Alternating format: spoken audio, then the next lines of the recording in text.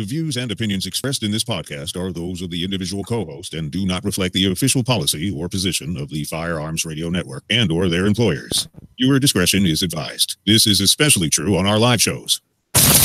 Broadcast for shooters, hunters, and gun enthusiasts. This is the Firearms Radio Network. The bandwidth for this episode of This Week in Guns is sponsored by Patriot Patch Company. PatriotPatch.co. Welcome to This Week in Guns. This show is brought to you by the Firearms Radio Network and Patriot Patch Company.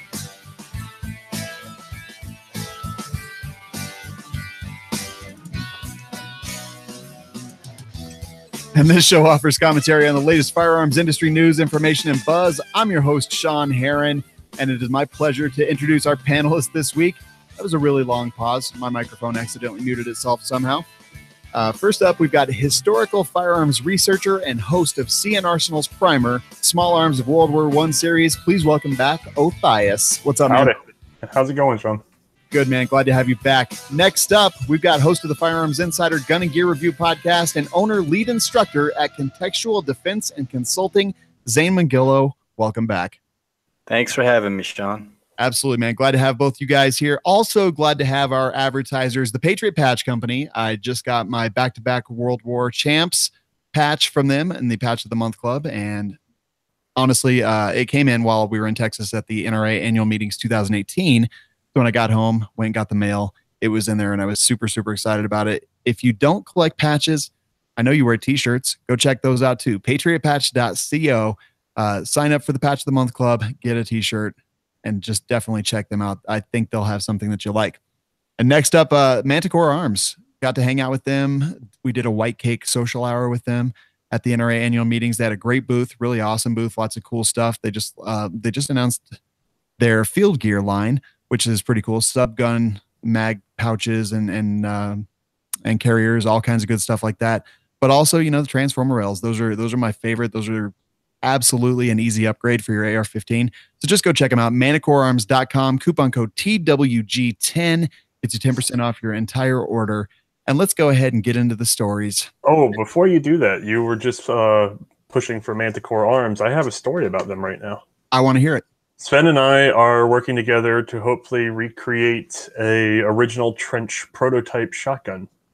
Very nice. So we've got friends over at the Cody Firearms Museum taking measurements, and I found a donor piece, and we have no idea how it's going to go, but we're going to try to resurrect what was a prototype attempt at an auto-loading shotgun for World War I. That is so exciting. And honestly, Manticore Arms does a ton of cool stuff like that. Sven's very much into that stuff as well. And when you buy parts from them, you help fund cool projects like that with Othias. Yeah, man. Awesome. Visual breakdown of the $53 billion gun industry for each state. So I looked this over. It's at valuewalk.com. And let's see, these stats come from how much, and that pulls from Firearms and Ammunition Industry Economic Impact Report from 2017, distributed by the NSSF. But basically it shows total jobs and average wages for workers who manufacture and sell guns in each state. The economic impact of the firearms industry in America has Texas in the lead at $3.83 billion. We have California at $3.64 billion, Florida at $2.39 billion, and it looks like Minnesota's in next at $2.43. Anyway, lots and lots of that. Texas and California both have more than 20,000 jobs created by the firearms industry. And I think this is a pretty great way to go on the defense when people talk about firearms and their impact on society. I say, yeah, we have a great impact on society, a great financial impact. What do you guys think? Well, yeah, it's funny that Texas and California are the top two, and they're like polar opposite when it comes to like the gun rights, but yet they're both reaping the benefits of it. Well, now how's this tracked? Does this count like firearms tourism and stuff too? Because I know a lot of people who talk about coming to the U.S. end up going straight to California, even though it's not very permissive about guns, and that tends to be where they do a lot of gun tourism. So yeah, that could be a big part of it. It looks like this is wages specifically, from what I could tell in my research before the show. But if they're counting shooting ranges and stuff like that, And then also with the regulation, California might just require a lot of people on range. Who knows? But there's also mass. I mean, they're just huge. Yeah. Totally 100% agree. So it does wages and economic impact. It says not only does the manufacture and sale of firearms, ammunition, shooting, and hunting supplies create good jobs, but it also contributes to the economy as a whole, and talks about real people, real jobs, working in industries as varied as banking, retail, et cetera, et cetera. But yeah, it breaks out wages, economic impact. The report is available in the link. And well, I have a history show, and most recently I did a question and answer, and somebody was asking me about, I'm sorry, I can't remember the exact question, but they were asking about, production of firearms in the U.S., especially because it seems like every one of the powers in World War I and then on into World War II was producing stuff in the United States. And they're going, it's kind of like, well, why the United States versus anybody else? And a lot of it is that the U.S. manufacturing capacity and skill in manufacturing, the thing that made us a world leader in terms of pieces, parts, technology, assembly line technology, stuff like that. They always say it's Henry Ford. That's bull. Henry Ford studied Colt. And then beyond that, it's this need for us as a frontier power to have put weapons in the field and be able to service them. That was the push for interchangeable parts. That's what made interchangeable parts worth it, because it's very hard to do that technology. The American method of manufacture spread across the world because it was developed for firearms technology. And then the American firearms manufacturing community going into something like World War I was so big, not because we were necessarily completely military suppliers to the world, but rather our civilian populace were some of the biggest consumers of firearms even back then. And so the average American had more guns than the average anybody else, even before the laws and all this other stuff in other countries. And so that sort of consumer culture drove innovation, because consumers were much pickier than militaries were in a lot of ways. And so you had to come up with new products to get around patent and to advertise new things to get the next sale for the next year, because Americans were buying firearms like, people buy Beanie Babies now, or well, in the 90s. But that sort of thing really drove American business. I mean, not just the firearms community, but also American manufacturing in general took cues from that. And we've sort of erased that from the history books. We've gone back and said, no, it's the automotive industry. The automotive industry made America, and the automotive industry made us. Bull. The firearms industry is what made America the #1 producer in the world for a long time. Yeah, I love it, man. Well said. Zane, anything to add? Nope. Think you got it. Awesome. Next story. Police stop planned attack of Texas mall. This is an interesting one. Authorities say they foiled an alleged ISIS-inspired attack on a Texas mall. A 17-year-old in Plano was arrested with charges that he was plotting to shoot up a mall in Frisco, Texas. Basically had sent more than $1,400 to others for the purchase of weapons and body armor. Said that he was going to carry out the attack in mid-May, and eventually talked to an undercover FBI confidential informant about his desire to make hijra, a Muslim term meaning to travel to a more desirable place or to conduct a terrorist attack within the United States, and talked about how he would kill a police officer publicly after disarming him. Very interesting. Definitely, in my opinion, and I assume everybody's opinion, a great thing that this has been stopped. He's being held on $3 million bond and facing attempted capital murder charges. Zane, what are your thoughts here?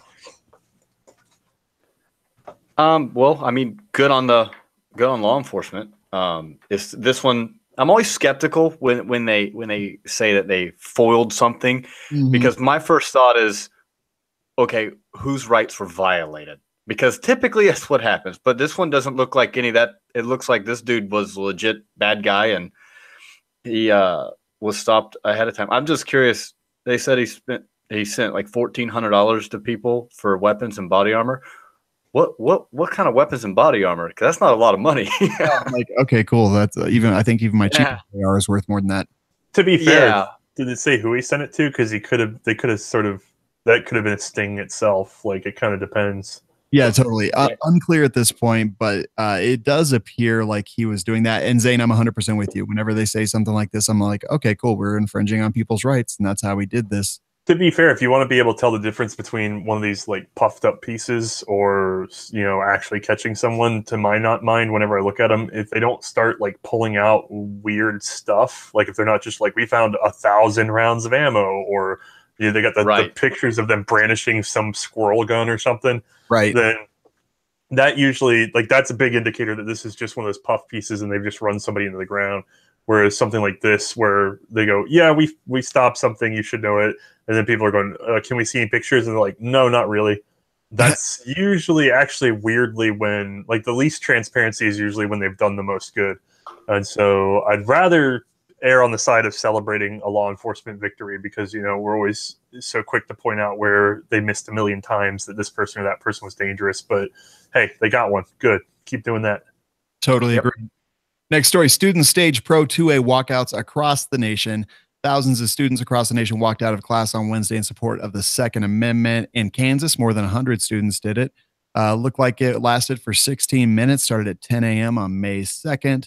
And one thing that I wanted to point out in this article is that a lot of the administrators and teachers, especially, or at least the ones quoted in this article, all supported it. They supported the walkout against guns and guns violence, and they also supported the Second Amendment, which I think is great. I haven't seen many stories that talked about people kind of stopping the kids from doing this. And I think if we live in a world like that, that's the kind of world I want to live in. So good stuff there. Othais, what are your thoughts? The problem with all these school protests to me is that, how do I put this? There's been this big push in the US, and this is a very weird culture answer to this, but there's been a push to sort of like leave people as children until they're 21 now, 22. Like, we tend to pretend that, like, nobody wants, by the way, this whole thing with not allowing 18-year-olds to buy rifles, you know? Yeah. We really want to infantilize our young adults. So in the 1960s, your average 16, 17-year-old knew how to change a car tire and do all these other things, and they were responsible for a number of sort of autonomous processes in their life. Their parents didn't get them around. They didn't do all. And then now we kind of baby them all the way up until college, and then college is set up to sort of baby them, and by the way, extract more money from them until they graduate college. So I'm meeting college graduates that can't do laundry, that can't change tires, that can't do that kind of thing. And then at the same time as we're doing that, with the other hand, we have over-sexualized minors and we've over-politicized minors. And so whenever I hear this high school stuff cutting either way, I sort of go, leave their asses in high school and don't drag them out for politics in either direction, because they just need, like, they're aping being an adult, but they're actually not being given a skill set. I would much rather hear a news article about them bringing back SHOP than I would about pro 2A or anti 2A march outs. I know that's sort of not answering the question, but that's just how I feel about all that stuff. Once somebody says high school, I'm like, no. Unless you say SHOP class is coming back, I don't care. I'm 100% with you. I don't necessarily care about the protests. The only thing that I really care about there is that the administrators are supporting both sides of the quarter. Zane, thought? Yeah, I agree wholeheartedly on both aspects. So I was on the show when we talked about the original anti-gun walkouts, and I basically said, no, the kids belong in the damn classroom learning. This is ridiculous. And I feel the same way about these. It just because I approve of their point, no, you shouldn't be. The school's not for political stuff. It's to learn the skills you need, or supposedly the skills you need to move on in life. I have an issue with the public school system in general. So, there's that. Both my parents did teach in the public school system, so I kind of feel bad saying that. But at the same time, I agree with you, Sean, that, at least from the reports we're getting, that it seemed to be fair on both sides. Yeah. Next up, father of Parkland victim files wrongful death suit against the school resource officer, shooter, and others. This is, this is the father, Andrew Pollock, father of one of the 17 victims, filed a wrongful death lawsuit against former Broward Sheriff Deputy Scott Peterson, the gunman, and several others. I don't know. Said he's not interested in money. He just wants to expose what a coward Peterson was, and that he could have saved everybody on the third floor. Now, this is a tough I think Peterson's been exposed as a coward at this point. Yeah. This is kind of a tough one for me. I know he's angry. I know he wants people to pay for whatever he thinks they did. We've talked many times on this show about the SRO, the school resource officer, and suing the murderer too, who's going to be in jail for the rest of his natural born life. I don't know. I'm not sure how I feel about this. What do you guys think? So we all know from Warren that there's no duty to protect from the police side. Correct. And Right. whether or not this officer was a coward or confused or whatever, I don't think that's the major issue here. Whenever I've looked at the Parkland stuff, the major issue for me is how many times they had an opportunity to sort of intercept this problem ahead of time. And most of it dissolved from what I understand as being the fact that the Florida police system is segmented into counties and they don't have sort of a centralized school and they don't have centralized cooperation. So it looks like a lot of this case was lost by lack of cooperation between the counties and them trying to pin the problem on each other before handling it because nobody wanted to touch it before it became a big problem. Yep. And so I think institutionally the police failed in that situation and they might be open for a lawsuit there because they were not doing what was their charge. But the individual officer having to stake his life is already been proven to be something that you can't uphold in court. So while I think a lawsuit might be, something of merit there, I think it has to be applied to that county's police rather than to an individual school resource officer. Agreed, Zane. Yeah, the Warren case is an interesting one though. That stemmed from a medical thing, didn't it? It was if I remember correctly, that had to do with medical treatment, providing medical treatment. So while the Supreme Court has ruled that the police don't have a duty to protect you, I don't know. I'm I guess in agreement with you guys that I'm kind of torn on this one. Like, I don't know. You're not going to get anything from the shooter. I mean, no. The weird thing for me is that I'm kind of okay with the fact that police don't have a strong duty to protect, that they are open to, lawsuit for lack of protection, because I think we over-militarize them anyway. So that notion sends them back towards a more civilian footing in a lot of people's minds. And it upholds the individual mandate of self-protection. So in a society where you can self-protect, I'm perfectly okay with Warren. Now, if you tell me that there's no carry allowed in that state and yet the police still don't have a duty to protect, well, what the heck is somebody supposed to do? You've taken away their natural right of protection and replaced it with nothing. Which is the case in Florida schools. Teachers and administration are not allowed to carry. That's true. So I mean, it's a fine line. It's this is one of those that it's hard to say one way or the other. Yeah, I totally agree. It is tough. All right, moving on to the next story. This one is there's two stories related to it, so I wanted to put this one up top here. Dick's Sporting Goods hires 3 anti-gun lobbyists, which is a link to the NRA ILA. But after the Marion Hammer debacle with Yeti and what she did in January in Ammo Land, I don't really look at anything on NRA ILA with anything less than just simmering annoyance. So I clicked over to the Federalist where that comes from, and it looks like Dick's has hired 3 Beltway lobbyists to lobby Congress for gun control. Okay, great. They're already virtue signaling all over the place. We know that. Dick's is stupid. We don't care about them at all. So 2 stories that I thought were a little bit interesting that we might want to talk about are headlined, Springfield Armory cuts off Dick's and NSSF expels Dick's. Thank you to Kenny Ortega for that headline. Ammoland reports that Springfield Armory has severed all ties with Dick's Sporting Goods and its subsidiary Field and Stream, which is interesting. Springfield says, let's see, where's the quote here? They've denied the Second Amendment right to Americans under the age of 21. We at Springfield Armory believe that all law-abiding American citizens of adult age are guaranteed the sacred right under our Constitution. The next one was NSSF expels Dick's. They had a unanimous vote to kick Dick's out of their trade association. Okay, great. Another thing. And I'm wondering, is this more virtue signaling and I just like it because it agrees with my viewpoints, or is this a good thing and we need more of this in the industry? So I'm sorry, I don't know if I'm cutting in, but number one, Mossberg has also terminated their relationship with Dick's Sporting Goods. Yes. Saw that today. Yeah, the other thing is I have not confirmed it, that Ruger is also trying to, but they use a distributor system. So that requires a little bit of back and forth to sort of negotiate with the distributors to actually do that. Like Ruger can't just pull because they don't ship direct. So it's looking like Dick's is going to get starved out.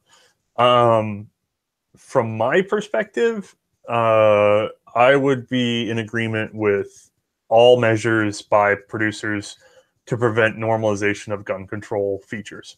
Because what's going to happen is this is going to be like the smoking thing. You guys probably are old enough to remember a time when people just smoked. Yeah. And then they got their own section in the restaurant. And that kind of worked, you know what I mean? You're like, okay, well, there's a smoking section in the restaurant. And then they said, well, we're not doing the smoking section anymore. You got to go out on the street or, you know, right outside. And now you're too close to the door and you got to go down to the side of the building. And then now that's too close. And then so they go down to the public park. They banned it in public parks and campuses. And just like, so now there's just like however many square feet of outdoor space where you're allowed to smoke a cigarette. Now, I'm not saying that everybody should want to smoke, but I'm also not saying that we need to go and sort of like ban smoking universally. And if I said that there's like a ban on the smoking in the United States, I'd be laughed at. But in a lot of places, you can't go 8 square miles and be able to legally light up a cigarette now.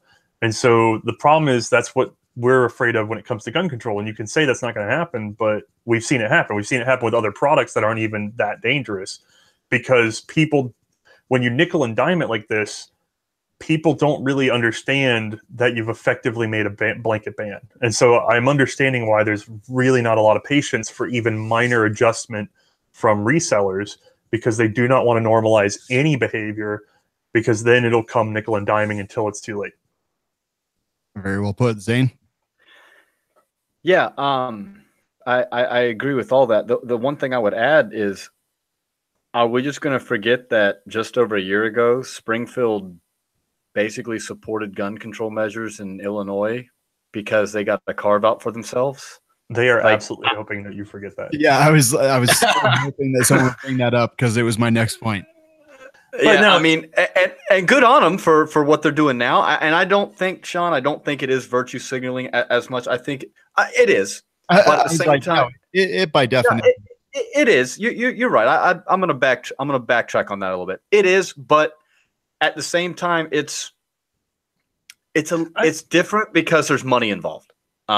There is a potential material loss for these companies to do this. So while we can say it's virtue signaling, they're committing funds. Like the absence of money is still money. You know, they're gonna lose money over it, and they've decided that they're okay with that. So while it is still virtue signaling, it's not just someone on the internet, you know, making a short-barreled rifle with a skill saw. Totally agree. Now, sorry, never mind. No, go ahead, man. No, I was just gonna say, when it comes to Springfield, I don't, you know, people want to jump on Springfield for cutting off with their relationship with Dick's Sporting Goods. Don't forget there was a time when Ruger would not sell an 11-round magazine. So now they're a powerful advocate because of the change of helm. So Springfield suffers a material loss from what they think they're going to get away with. And then, you know, now they've been brought in line. Well, if their lesson learned is that they need to stay with, you know, the cause, maybe it's time to reward them as well as you would punish them. You know what I mean? Because otherwise, if you teach people that once they're in the ditch, they can't get out of the ditch, well, once they've slipped, they'll never even, why should they bother to try to climb back out of the ditch? So I tend to try to encourage people to reward and punish with equal measure when it comes to manufacturers like this. I agree. Yeah, same. All right, next story. This one not necessarily related to what we talk about here, but former police officer arrested as the Golden State Killer after a DNA match linked him to the crime, and that DNA match came through a relative using a genealogy DNA test. This is reported over at Apple News, and just kind of interesting. I don't know if you guys remember, but this guy is a former police officer, 72-year-old, living in a suburb in California. And I just thought it was kind of interesting because in the 70s and 80s, there were a string of rapes and murders. And just suddenly in 1986, they stopped, which anytime there's any kind of serial behavior like that, you assume that that person died or whatever. But no, turns out that he's still alive. And I guess the rest of probably the short rest of his existence will be spent in a jail cell. Yeah, he moved on to another hobby. Yeah, I was thinking, I was like, you know, what was he doing? What year did it stop? Looks like 86. We should look at what TV shows came out at prime time that year. Something really got him going for a good couple seasons. Yeah. I thought this was interesting. I'll tell you, I've been for years wanting to do one of these DNA things. But the tinfoil hat side of me always said, don't do it. And I guess I was right. I don't know. And there's always the argument that, well, if you don't have anything to hide, what's the problem? But that's a stupid argument, in my opinion. I don't know. Like these things, these DNA things scare me. Like they bother me. Well, I personally don't feel like I can say that these DNA things scare me, even though I would totally like to, because I have an Alexa in the office. I've got Google Home at my house. When I say, okay, Google, my phone turns on and listens to what I'm saying, as it just did. So yeah, So you're already a sucker. Oh yeah. See, I don't have any of that. Yeah. My problem is that when it comes to these technology points, if you're talking about being afraid of DNA testing or any of this other stuff, all I want is, it'd be very nice if somebody would pass some legislation that says that in terms of end user agreements, they need to be written much more clearly, much more concisely, and they need to be very transparent, and they need to be limited to the terms as they were when you signed up. Because the one thing I don't like is that they basically toss onto their terms of service or whatever, we can update these at any time. Well, geez, you basically said, here's what we're going to do with your information. And by the way, if we change our minds, we can do whatever we want. So screw yourself. So there's almost no reason to have read the user agreement. And so that's the one thing I wish, is that they would stop being able to do this sort of like future proofing contracts to be whatever they want them to be, whenever they want them to be. And then that way you can either sign up for this stuff or not. And that's definitely one of those consumer protection things I think we've been let down on. And I would really like to see somebody go back and make people enforce their own end user agreements. Yeah. And this is actually using an open source free tool called GED Match, which allows people to enter their DNA profiles or genealogical data and the information received from commercial genetic testing companies such as 23andMe or Ancestry.com, so they can find family matches with other users. And they actually use that genetic information provided by one of his relatives to put him. Yeah, that's kind of what I was going to say. It wasn't even like he did the thing. Oh no! Like it, yeah. So that's what kind of like, I mean, I think bad people should go to jail for their crimes, but I also don't believe in violating people's rights. I strongly believe in personal rights. So this is just weird. I don't know. I want to do one of these ancestry things. Like I want to do it, but I have not, and I'm probably never will. When it comes to personal rights, it gets very interesting because you get into terms of identity. So if you have known genetic material on the site of a crime, you might not know somebody's name or address, but your DNA is pretty much your identity. So you've already fingered who did it. You just haven't associated them with their public identity. You just know who they are, sort of, biological. So I think that runs into some issues, because identifying someone who's committed a heinous criminal act based on a genetic marker, even if you circumspect the way you get to it, it doesn't offend me that much. It's more the sort of like, it's sort of the ghost profiling that bothers me. So the idea that there may be information about this person floating out there without their knowledge, just sort of passively, that does worry me to some degree, but it's hit or miss. It's really hard to sort of say what you're going to get from that aggregate data. Yeah. Yeah. And it's kind of funny you mentioned that. I watched it was a fictitious show. I don't remember what show. It was probably Law and Order or something, but completely fictitious. But it was the case was there was a statute of limitations on the crime that was about to expire, and they were trying to file an arrest warrant on a DNA profile. And that was the whole argument was, well, you don't know who the person is. And basically exactly what you just said, Othniel, that, well, since it is specific to one person, then can we file an arrest warrant on a DNA profile? And it's very similar to what it was interesting. Yeah. What you just it's tricky. It makes you wonder what identity is. Now, the other thing, though, is if you watch some of these real crime shows, Britain would just sort of, they have periods where they'll have a crime in a small town, so they'll just DNA profile the entire town. They were doing that stuff in like the 90s. And I always found that wild, like the idea that they would just show up and go, all right, we're going to take your DNA profile, like all of you. And that's it. We're going to take it. And you're like, well, how many people was that? And it's like, yeah, we did like 1,000 people. And you're like, you just rounded up 1,000 people in profile? Like, that's crazy. So there's a limit. It's a lot of gray area. Totally agree. Excellent discussion, guys. Next story is NRA sues California over its ammo restrictions. This was at the very end of April, but I just wanted to touch on it a bit and get you guys' opinion. They joined with the California Rifle and Pistol Association in suing California over the law limiting Californians to purchasing ammunition from in-state vendors only. The suit was filed in the name of California resident and 6-time Olympic gold medalist Kim Rode, and I think it's good. This is the kind of stuff that we need to be attacking pretty heavily because, California is just a test bed for new stupid laws. Once they go in there, they can go other places fairly easily. Thoughts? Yeah, I'm glad to see the NRA, doing something. I've been very critical of them, but at the same time, kind of like Othias said earlier, we need to be critical when it's time to be critical, but we need to also praise when it's time to praise, and it's good to see them, doing something. Hopefully, they do good work there. Yeah. Whenever all these little things come down where it's like, can California ban this or can they do this or blah, blah, blah, I'm sort of a states' rights person, so I hesitate for a moment, and then I have to remind myself that the same states that will say we have an independent right to ban this or limit that are the same states that will then try to force those bans on other states in order to say, essentially like the Chicago argument, well, the only reason there's guns in Illinois is because you're allowed to buy guns outside of, Illinois.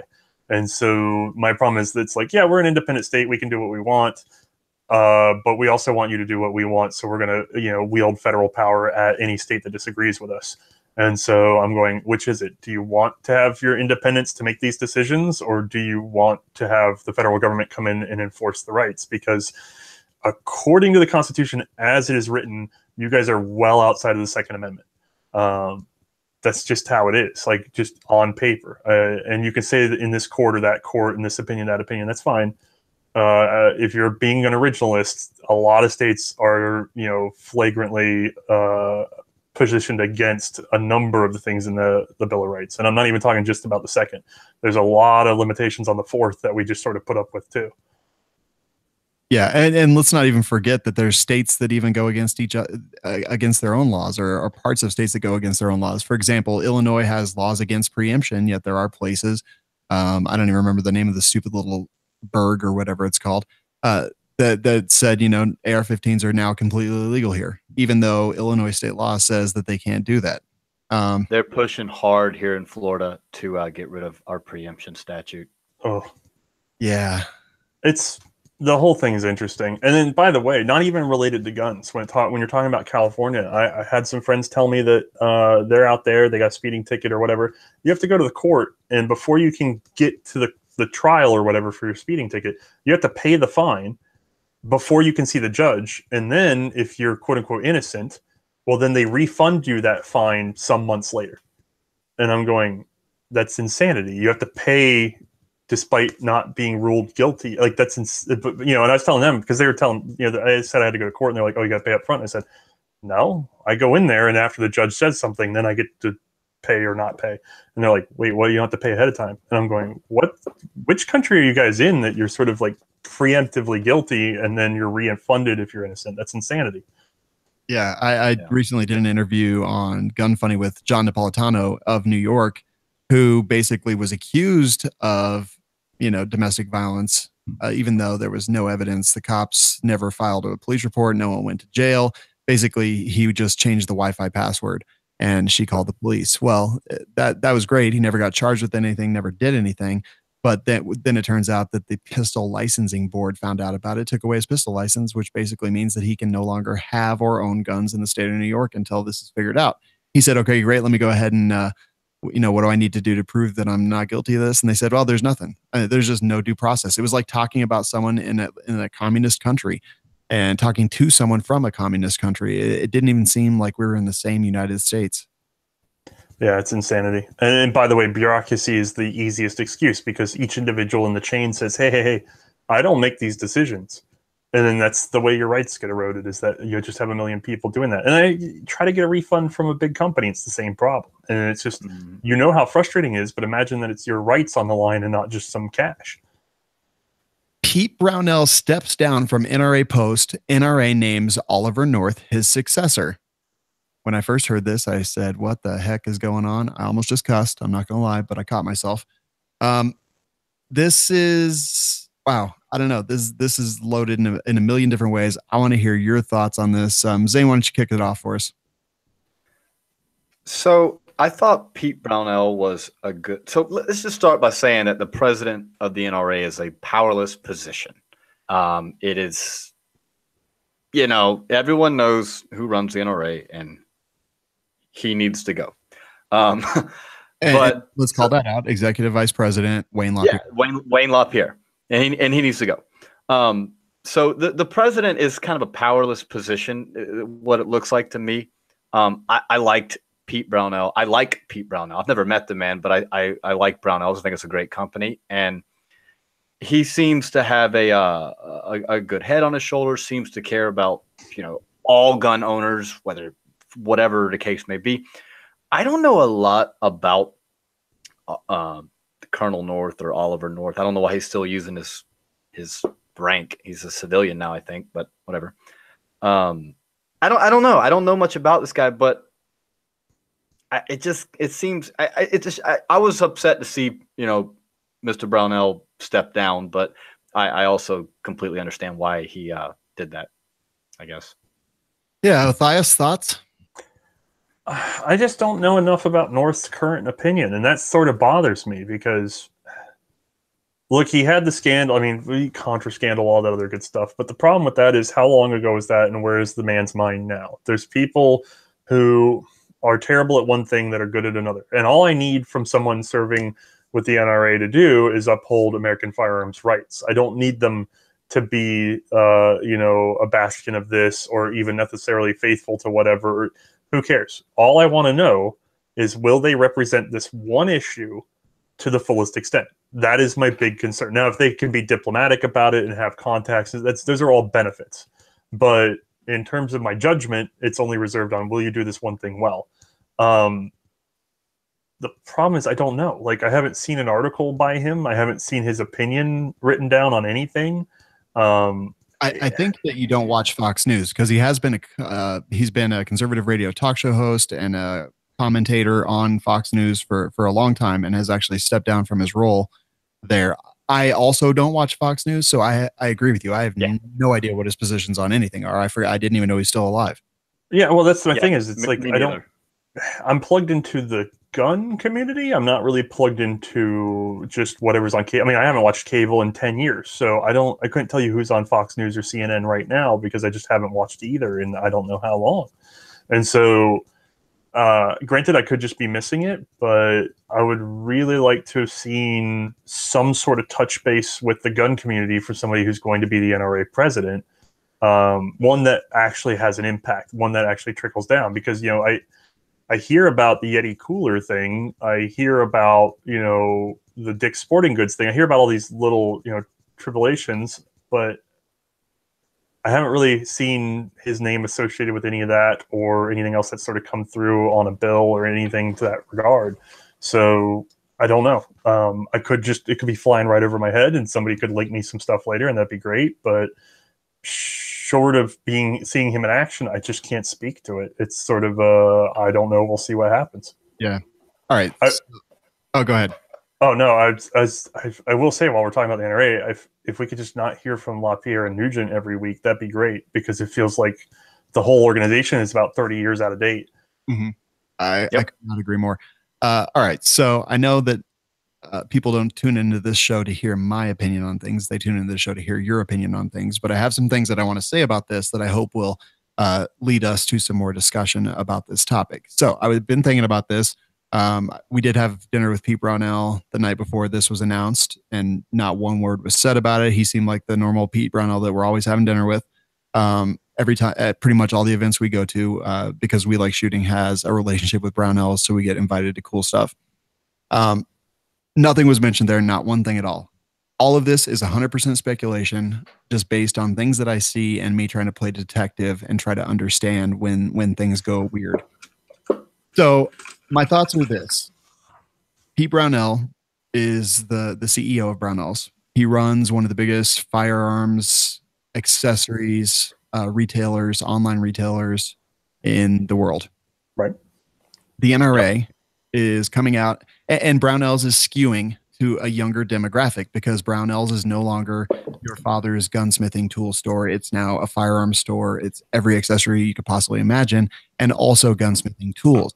So they're trying to skew to a younger demographic. You can see their marketing. Their social outreach is amazing. Like you can fantastic. You can buy NFA stuff from Brownells now, can't you? I'm not 100% sure. I don't know, but they have engaged on every social media platform. You talk about relevancy. Like I'm unaware of what the heck Oliver North's done for 30 years, but Brownells, I know what they're doing. They're all over Instagram. They answer my emails. Like Mark and I have talked to them for things, and they were very complimentary of a small project. Like they want to be in touch with the grassroots of everything. They want to be involved in anybody that feels like they have a message and the backbone to sort of hold it up. So you want to talk about an organization that you have some faith in. I do have faith in Brownells, just to make your point. Completely and absolutely 100% agree. So I wonder if, as the CEO of that company that is skewing and doing all things right in social media, if he takes a look at the NRA and he says, okay, cool, well, with Marion Hammer and Wayne LaPierre and Ackerman McQueen being the fear-mongering idiots that they are, maybe this relationship as the former president of the NRA board and current president of the NRA, maybe he just looks at that and he says, maybe my relationship with this could be damaging based on what we want to do in the future. And this might be his reason to step down. I have no idea if that's true or not. I'm just wondering to myself if that might be the case. Then I look at Adam Kraut not winning in the NRA general election, not winning in the 76 member, even though I was sure that he had it. There seemed buzz amongst everyone that I talked to, everyone that I know. So then I start to wonder, are these new media content creators such as myself, do we have the Dunning-Kruger effect? Meaning, do we think that we're more than we are? Do we think that we have a lot of impact? Do we think that we wield more weight than we actually do? I know we can sell products. We do that all the time for our advertisers. But I wonder if we just overestimate our reach and ability to impact the actual world and not just a small subset, a small niche of people. Because when I think about who is the NRA going after, so I looked up the voter age records from the census that just talks about, the number of people that vote and what those age ranges are. And then I see that, 45 to 75, these are the people that vote in elections, much higher than younger age groups. I think about, who would I want to be the NRA president? Well, I was pretty happy with Pete Brownell. I think he's a great guy. I think he's got a good head on his shoulder, and I know that he trusts people to do right under him. So then I think, well, what would my grandpa want? He would be over the moon about Oliver North becoming the president of the NRA. And I'm like, okay, well, so my grandpa votes. He's in that demographic, and he would really, really, really love Oliver North becoming the president of the NRA. Well, is new media overestimating our reach? And is the NRA actually targeting the people that actually vote, the people that actually have disposable income, and the people that they're really catering to are their base, even though they're neglecting the people who are going to be their base over the next 20 to 30 years? I don't know. What do you guys think? I think you're touching on it. No, I'm sorry to cut in, but I've had this conversation about not the NRA, but about YouTube in a way, because everybody knows about YouTube sort of banning gun content. And I think the NRA is suffering from the same problem, which is that right now we have a glut of active members of society, or people with the purse strings, whatever you want to say it, or the voter block or whatever. They all tend to be, it's crazy, but all the money and the effort is sitting in that 35 years and older range, usually more so as you get older, like over 50, over 60, you start seeing real participation in the areas that count, because those are the people who have learned where to put their effort. And so they're more effective than the younger voters / agents / whatever. And so YouTube has this where they're trying to appease the old advertiser system. NRA is trying to appease the old sort of gun community.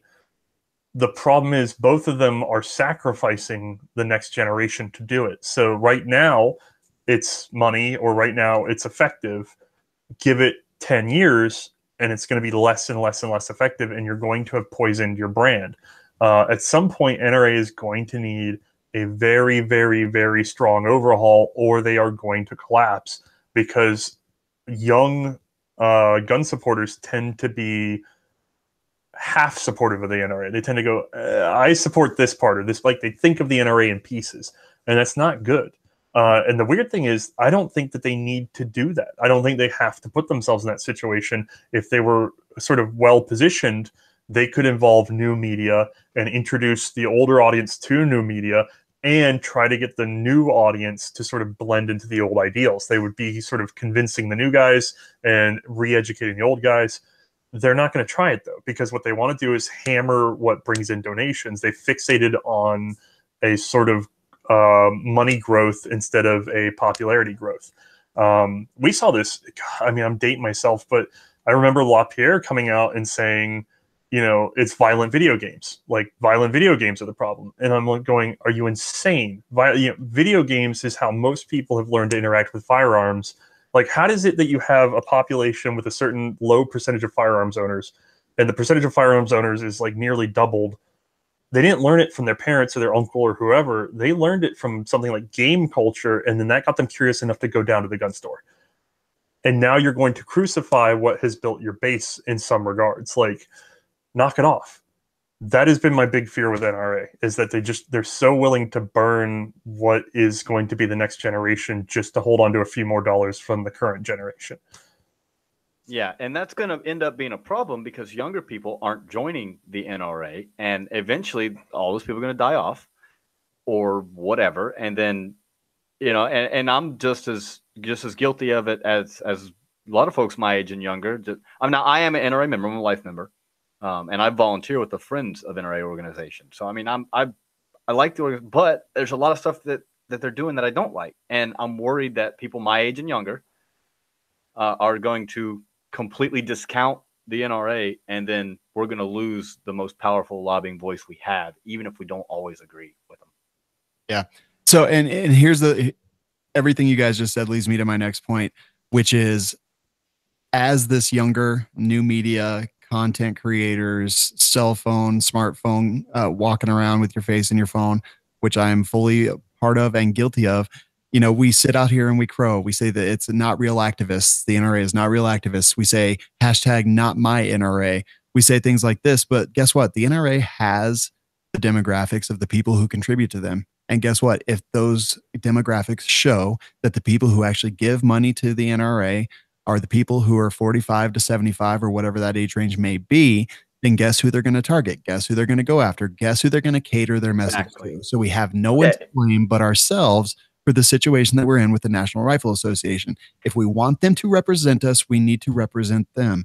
I'm not saying everyone should run out and join the NRA. I am an NRA member. I will continue to be. I see no time in my future where I will not be. But we just have to understand that we have these tidal waves that crash down on us sometimes that are of our own doing. Yeah, and to your point, I mean, the majority of their members are in, like you say, that older age range. And let's be honest, a lot of them are probably what we affectionately love to refer to as FUDs. So when the NRA comes out and says, you know, we support a ban on bump stocks, well, maybe that's because the majority of the people they hear from support that. Maybe more of us need to contact them. I know I did. I emailed every single member of the board, which no one emailed me back, by the way, saying that, no, I don't like this. I don't support this. I'm an NRA member. So maybe we need to be more vocal to them. You know, in terms of activism, cash counts. So if you want to think about, like, the best thing that you could probably do to influence the NRA is to go ahead and take everybody that you know or are willing to give, let's say, an annual donation. Who cares if it's $30 or $20 or whatever? This is a long con. So let's say that you give an annual donation every year of $20. Okay. If you set yourself up for that pattern along with 1,000 friends through whatever new media, when the NRA does something that's sort of hokey, you can just say, hey, I'm not doing my $20 donation this year. And you just send it in. Hey, I'm not doing my $20 donation this year. Now, depending on how many people you've influenced, let's say that turns out to be 4 to 5% of their budget, or not that even, but let's say 1%. Well, then the year that you disagree with them, when that vanishes, they will notice because they're counting pennies. That's going to be the thing they notice most of all. But trying to game that out, like trying to get enough people to participate in an experiment like that, is very difficult because people are motivated not by their ability to influence the organization, but rather their feelings towards the organization as a whole. And they're far more likely to remember every negative than any of the positives. All right, good stuff, guys. Let's move on and let's move into our full auto news segment. This is just basically news that the real media won't talk about, so we'll take that responsibility. Or actually, wait, I'm sorry. This is the I'm offended segment. I actually skipped ahead because there is something I wanted to talk about here. Democrats say that all 2020 candidates will campaign without armed security to protest guns. This website, babylonb.com, not familiar with it. Wasn't able to find this anywhere else, but the Democratic National Committee spokesperson announced that all candidates who run in the 2020 presidential election as Democrats will completely forego armed security for the entirety of their campaigns in a clear and bold stance against gun violence in America. And I say, idiot. I say, idiots. Number one, I don't believe it, because what they'll do is they'll just rope local police forces into adding external security. So they will be under armed protection, period. And then number two, they will have situational security. They will have obstacles. They will have crowd control. They will have they'll have metal detectors or whatever. There's going to be security for these candidates. It might not be an armed personal guard, but they will have a level of security that the average person cannot get without arming themselves. So it's still like they're going to think that they can get beyond their hypocrisy on this one. They will not. Yeah, and I don't want to spend much time on this because I am not 100% sure that it is not a hoax article. I looked at the website a little bit. I'm looking at it right now. Satire. All right, cool. So I think the crazy thing is that we actually believed that might even be true. Well, see, it was never going to be true. Like, even if they said exactly that, it would still be, they'd play a language game with it. But good thing that they didn't actually claim that, because it's unrealistic. I mean, there's just no way to do that. No, it would be. I remember a time when it was pretty easy to distinguish real news from fake news. I know it's impossible to tell anymore. Okay, so Pope Francis, gun owners can't call themselves Christian anymore. I haven't heard this one being debunked yet. So says that those who own weapons are hypocrites, not Christians. Thoughts on this? I mean, I'm not very religious, but I'm pretty sure there's a verse in the Bible that talks about selling your coat and buying a sword. Yeah. So I agree. I'm not religious, but I think that this is silly, and it really just, I don't know. Yuck. Matthias? I'm mostly just concerned by the fact that it appears that some sort of small Sasquatch has invaded your space, and I was worried for your safety. Oh no, this is just. Hi, Nick. Hi. All right, let's now move into the full out of news segment. And I know, Matthias, you had a story you wanted to talk about. Oh, good Lord. You asked me 2 weeks ago. Is this the crossbow? Yeah. Oh, okay. So I want the crossbow. Huh? You even called it. You said, I want the crossbow. Yeah. So now I have to remind myself of the poor crossbow, because there was I believe, woman in the UK, if I'm correct. I reviewed this over a week ago. I'm sorry. But she defended herself with a crossbow. There was a machete-wielding thug. I mean, this is the title. So it's a little overhyped. He might have just been a casual machete carrier that was in her house. But a handful of machete carrier. A handful of dudes busted up into her, I guess, flat, because this is the UK, and a 49-year-old woman grabbed what appears to be one of those sort of like, I want to call it a pistol crossbow, but it's not like, if you imagine a full-size crossbow, this ain't it. This is like halfway between a crossbow and a pistol crossbow. Maybe, what is that, got like a 12-inch dart on it? Maybe something like that. And so she grabbed a crossbow pistol-y thing and fired it at the group. She managed to hit one of them in the stomach, and then the others took off. And good on her. I like this article because we kind of mentioned it before, but this gets back to that sort of natural right of self-defense. It's one of those things where it's like we argue over whether or not we're allowed to have this weapon or that weapon or all this other stuff. But the thing that we need to remember at our core is that at the founding of this nation, it was realized that the individual has the right to be armed. And the reason for that is because it's not always going to be a fair fight. You're not always going to have some, TV style opportunity to save yourself and others. A lot of times unfair things happen to fair people. And in this case, we see what is going to be the trend in home invasion, which is multiple people. Like, as they say, if we could just get rid of guns, you as the civilian versus the criminal, well, the criminal won't have guns either. And you're like, no, they'll just show up with machetes and bats, kick in your door with 4 or 5 guys, and then haul you out of there. The thing is, it's like an evil flash mob. crime isn't just as spontaneous as people think. It's not like not all crimes are crimes of passion. You have a handful of idiots that just go, "Hey, let's go kick in their door." They can't do anything about it. There's 6 of us. Well, yeah, that's true, unless you have a handgun or a rifle or a shotgun. That it's a force multiplier. And the other thing is, it's a force multiplier that's applied that can be brought into effect instantly. So it takes away some of the element of surprise, and it takes away a lot of the element of sort of being a masked body, and replaces it with familiarity of controlled ground and the ability to point and shoot. Like it's excellent. And then this is a person with just a crossbow pistol. We find it laughable to try to defend yourself with this here, but it's so unexpected that one dart was enough to scare off all these guys. Mm-hmm. Well, so, the last thing anybody wants is an armed victim. Yeah. I'll tell you what, it's kind of interesting to me that she has a crossbow. Like, you can't have a pocket knife over there, but you can have a crossbow. That seems a little interesting to me.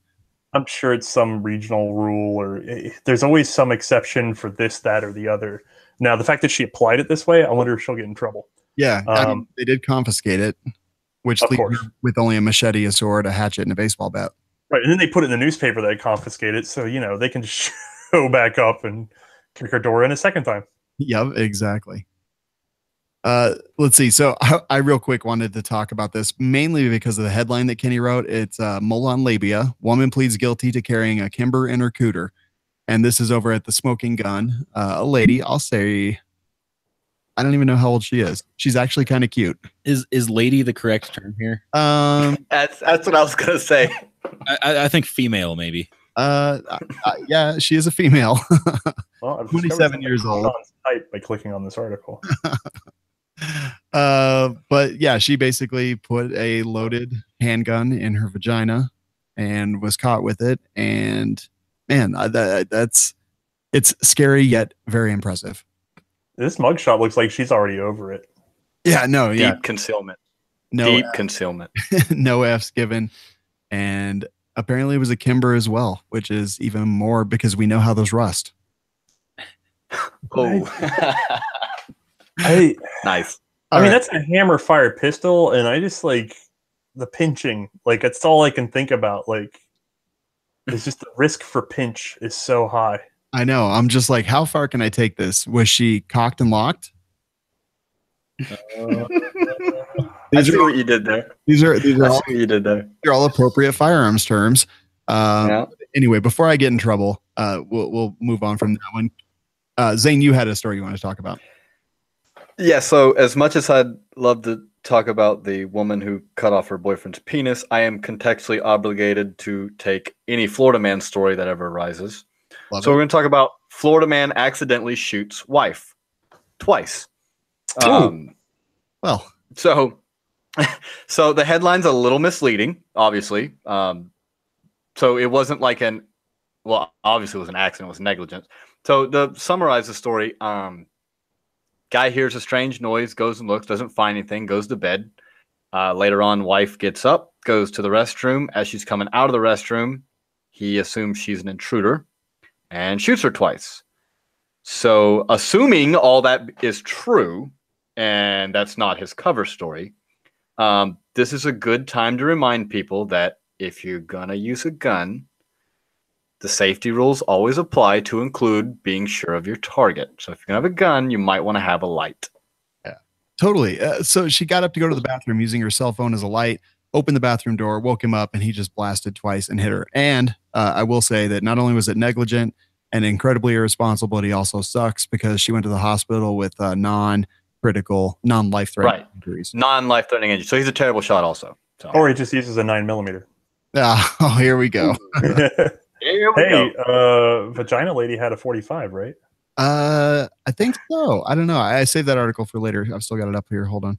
I believe it was 380. Oh yeah, it was a 380. I was 380. Oh, I don't know. That's no fun. Terrible reference photo. I fell for it. Yep, totally agree.